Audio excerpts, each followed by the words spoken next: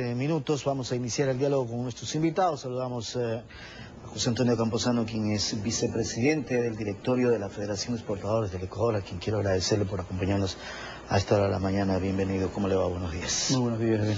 ¿Cómo califica la gira que ustedes, como empresarios, acompañaron al presidente de la República hacia Europa?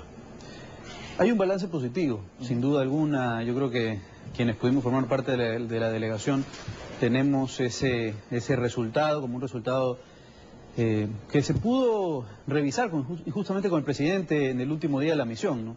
Yo creo que hay dos momentos importantes que señalar dentro de este viaje, ¿no? El primero en Bruselas, cuando una delegación de empresarios pudimos acompañar al ministro de Comercio Exterior, Francisco Rivadeneira, para lograr dar un primer paso frente a lo que va a ser la renovación de las preferencias arancelarias SGP+. Recordemos que hubo una serie de inconvenientes dentro del Parlamento Europeo que levantaron la voz de alerta en el Ecuador sobre la posibilidad de que esto no se renovara. Esa delegación fue exitosa en la medida en que se logró que la Comisión de Comercio en el Parlamento Europeo votara a favor de la renovación de las preferencias arancelarias para todos los países que la estaban solicitando, entre ellos el Ecuador. Claro. Eso como primer paso. Pero el segundo paso, yo creo que vale la pena marcar los tiempos, y yo creo que el viaje justamente sirvió para aquello. ¿Por qué dice eso usted? Porque dentro de las conversaciones que pudimos tener con miembros del Parlamento Europeo, pudimos conocer que entre abril y mayo, particularmente fines de mayo, el próximo año se llevarán a cabo elecciones en ese recinto legislativo. Por lo tanto, los tiempos se acortan para lograr una negociación favorable para el país de un acuerdo comercial. Es decir, antes de esa fecha debería haber un acercamiento o un acuerdo ya casi a punto de firmar o firmado. Sí, ¿y por qué los tiempos se acortan? Incluso el presidente de la República dijo: esperamos tener un acuerdo firmado dentro del primer trimestre del próximo año. Por un hecho muy sencillo. En el momento en que el Parlamento entra en elecciones, ¿no?, entre abril y mayo, cuando regresen en junio ellos tienen que escoger a las dignidades de ese Parlamento, presidente del Parlamento y demás. Y luego entran en el periodo de vacaciones en Europa. Esto toma julio, agosto y septiembre casi. Y cuando regresen en septiembre ellos tienen que empezar a escoger comisarios, es decir, miembros de las distintas comisiones del Parlamento Europeo. Lo que quiere decir que para todos motivos, el momento de revisar el acuerdo comercial del Ecuador, si es que este ya estuviera firmado, este proceso se iniciaría recién en el mes de octubre. Lo que quiere decir que tendríamos 90 días para que el documento se ratifique en el Parlamento Europeo. Porque el 2014 se cierran o terminan las preferencias estas arancelarias. Efectivamente, en términos sencillos, el Ecuador se gradúa de este proceso de desarrollo que significó el SGP+. Recordemos que el indicador de renta media establece que Ecuador en los últimos 3 años, hasta el 2014, ya es un país que no sería beneficiario de esta ayuda económica. ¿Las rondas que se puedan dar en Bruselas y en Quito son básicas o claves en este momento? Son claves y necesarias que no haya atrasos, y eso yo creo que es uno de los primeros mensajes. Si bien es cierto, ¿Quién depende para que no haya atraso?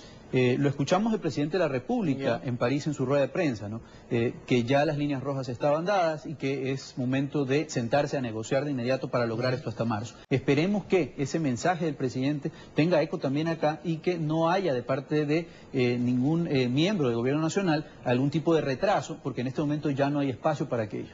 11 de las 14 mesas están solucionadas, si no me equivoco, de acuerdo a los informes que he leído.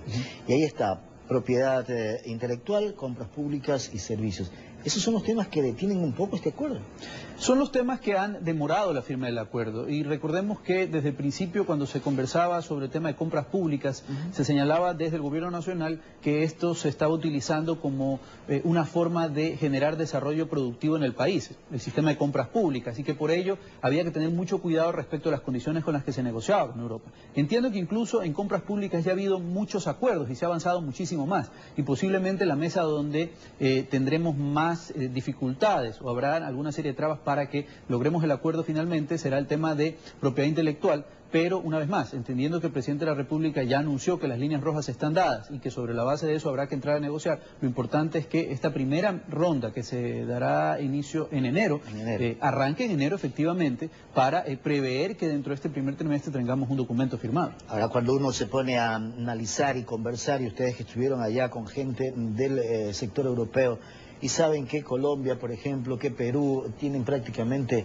los acuerdos ahí establecidos hace rato, y nosotros estamos en camino de... A veces se siente como que, bueno, nos falta algo. ¿Qué pasa con Europa que no podemos dar ese paso todavía? Efectivamente, lo que usted señala, nuestros dos vecinos, Colombia y Perú, tienen acuerdos firmados. Eso supone un diferencial competitivo frente a lo que pueden hacer los exportadores ecuatorianos.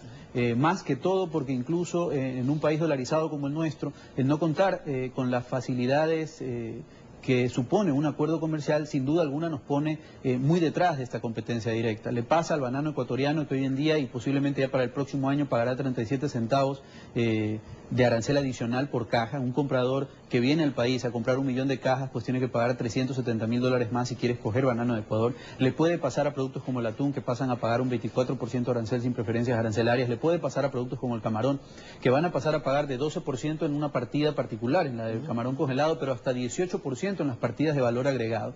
Entonces, sin duda alguna, supone una preocupación el no avanzar con el poco tiempo que nos queda. Yo creo que el mensaje del presidente el día de la rueda de prensa respecto a que vamos a lograr un acuerdo comercial es importante, pero una vez más, es necesario que ese mensaje cale aquí dentro del país para que las rondas no tengan retrasos, porque un solo retraso pudiera poner en grave riesgo la negociación, por lo que le acabo de comentar de esta situación electoral en el Parlamento Europeo. Quiero agradecerle por haber estado con nosotros esta mañana. Que tenga buen día. Gracias a José Antonio Camposano, quien es vicepresidente del directorio de la Federación Ecuatoriana de Exportadores, a propósito de este viaje hacia Europa y la posibilidad de tener un acercamiento más concreto en cuanto a los acuerdos comerciales con la Unión Europea. Hacemos la pausa, regresamos enseguida.